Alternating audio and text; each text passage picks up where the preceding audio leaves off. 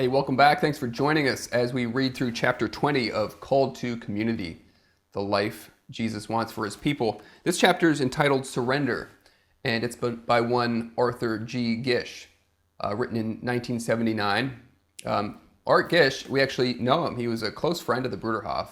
He had a little Christian community in Ohio called New Covenant Fellowship. Actually, my older brother spent, I think, half a year there working on their organic farm. And they were very dedicated to this idea of Christian community.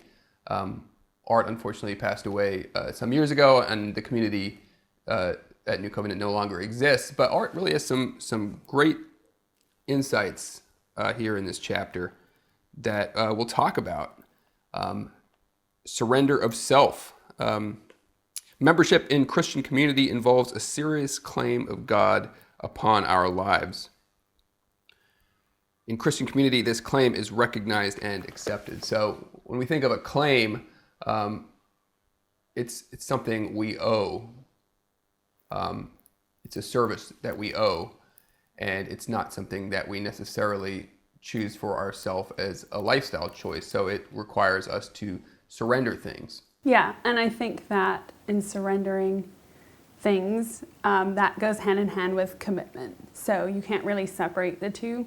And total commitment to Christian community means you can't hold anything back. And that's one of the themes that this chapter deals with quite amazingly, or very well. So you got to check it out. Yeah. Arthur writes, to participate in the kingdom of God, we must give up all loyalties and commitments that in any way conflict with or hinder our commitment to God. There's this really, of course, there's countless small groups that have tried to live in community and have had, Christian love and brotherhood as their ideals. One that's kind of close to home for me is a cooperative. It wasn't actually even a Christian community. It was a cooperative of families that started in the post-Second World War period called Macedonia Cooperative Community. And it was a lot of young people. My grandparents were among them who were disaffected by war, who had resisted joining in the Second World War for conscientious reasons, and they wanted to live an alternative to that would take away the need for war if people lived together and cooperated. So a lot of high-minded ideals, but within a few years, the community fell apart. And there's this interesting quote, which always sticks to me from the meeting when one of the members was leaving. His name was Cy Cantor. And he basically said, the reason this is not working, the reason there's so much division and disunity is because none of us here is willing to give up our last inch. And he said, I'm not even sure I'm willing to give up my last inch. And, without giving up your last inch, there can't be community. And that's just, this is from a disaffected member, but it's such an interesting and important insight, because, and Art even speaks to this, it is important that we come to terms with our own selfishness. Unless we do that, our communities will be little more than reflections of the old society we hope to overcome. Even the smallest things, holding on to the smallest things can be as big a hindrance as, having a massively inflated bank account. Mm-hmm.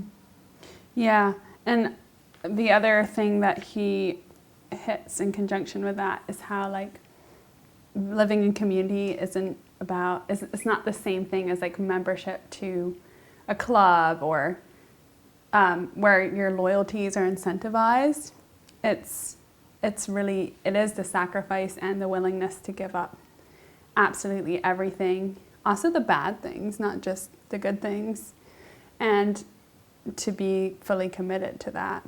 So I thought that was interesting because it kind of highlights another aspect of community that is little talked about. It's not about, I think a lot of people think that Christian community, we're always trying to garner more members and membership. The expansion of that is important, but it's really besides the point, and Art points that out here. Yeah, and it wouldn't work. It would fail. And that's why at the Bruderhof we believe in evangelization. We believe in spreading the gospel, absolutely, and the good news that Jesus came to bring, that there is new life for people. But in terms of trying to recruit people for living in community, that would be a grave error, because it is such a personal call that demands this complete renunciation, which is really hard to do, and even for those of us who have started on this way, it continues to be a challenge to let go of opinions and personal feelings, and just yield it up and say, I don't have to worry about this. I need to be free of anything that puts myself in the center, as opposed to God being in the center. So yeah, that's. But I don't know if you'd say paradoxically. I guess it is paradoxical that in some ways, like the more you give up and the more you yield yourself in this way and surrender in this way, actually the greater freedom you can experience, because you aren't any longer the center of your own universe. You let God and love for others take the place of that. And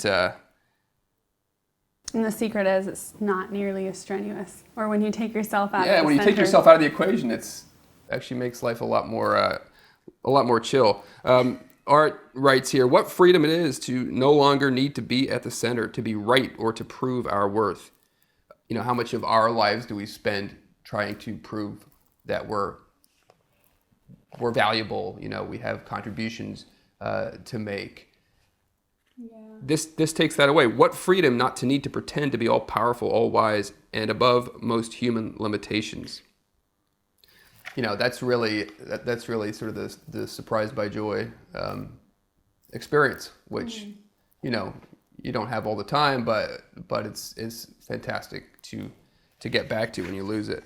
Right, and he continues to talk about how when we plan, sometimes God fits into that, but more often than not, it's not part of the equation, which is really devastating at the end of the day. So that does not work in Christian community, which requires just complete renewal and giving up, sacrificing self. Yeah. And, getting yourself out of the center, then also, the usual metrics that we use for measuring success, like Doreen was mentioning, like, this is the big thing for a lot of churches, like what's your growth, how many members did you baptize, and how's the, are you making, what donations are you bringing in, what good works are you able to do? These are all metrics that we are often very attracted to, but they're actually 100% besides the point, and often end up being damaging to the witness. And I think of Pope Benedict Emeritus. Is that how you use?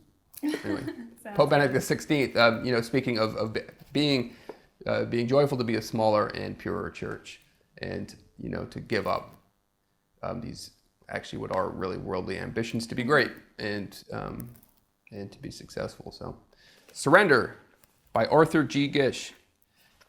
Give it a read. Anything else, Doreen? No, it's just all very good thoughts and quite challenging as well. So take it or leave it. That's what this book is good at, is being challenging. So thank you, Charles Moore, for challenging us every week. And one day you should come on a video. All right.